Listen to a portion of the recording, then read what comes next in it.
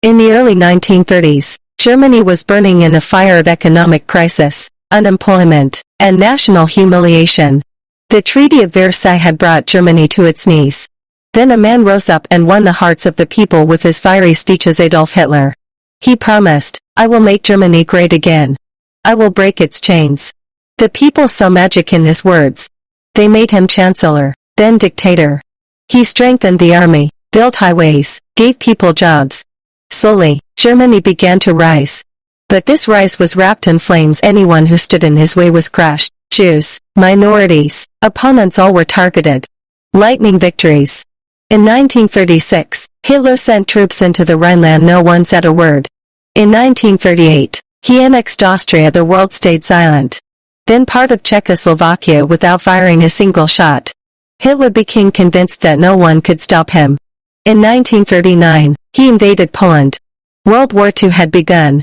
Over the next 2 years, his army swept across Europe. France fell. The Netherlands, Belgium, Norway all surrendered. Britain stood alone, but Hitler felt that all of Europe was now his.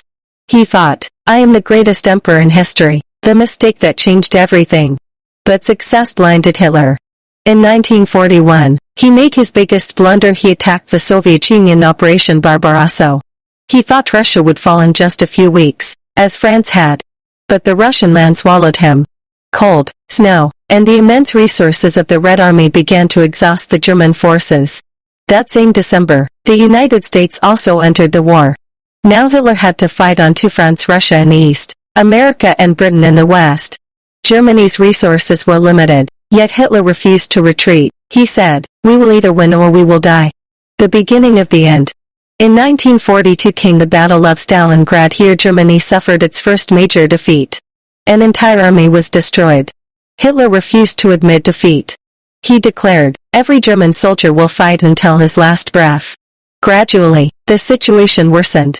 In 1943, Germany lost in Africa. In 1944, the Allied forces landed in France, the Normandy landings. Now Germany was surrounded on all sides. Bombs rained down on cities. The German people were hungry and frightened, yet Hitler sat in his bunker, living in a world of illusions. He still believed a miracle would happen, some new weapon or some conspiracy would save him. The final act: the fall of Berlin. By April 1945, the Soviet army was at the gates of Berlin. Hitler was in his underground bunker. He asked his generals, "What now?" The generals said, "We have lost. We must surrender." Hitler screamed, "Traitors! Everyone is betraying me." He poisoned his dog, and then on April 30th, 1945, he shot himself. His body was burned outside the bunker. Just a few days later, on May 7, Germany surrendered unconditionally.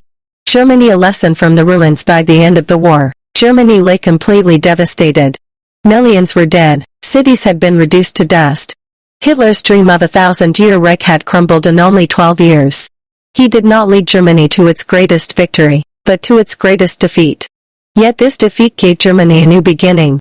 After the war, Germany acknowledged its mistakes, strengthened democracy, and set out on the path of peace. Today's Germany is the backbone of Europe, showing that recovery is possible even after destruction, provided the right lessons are learned.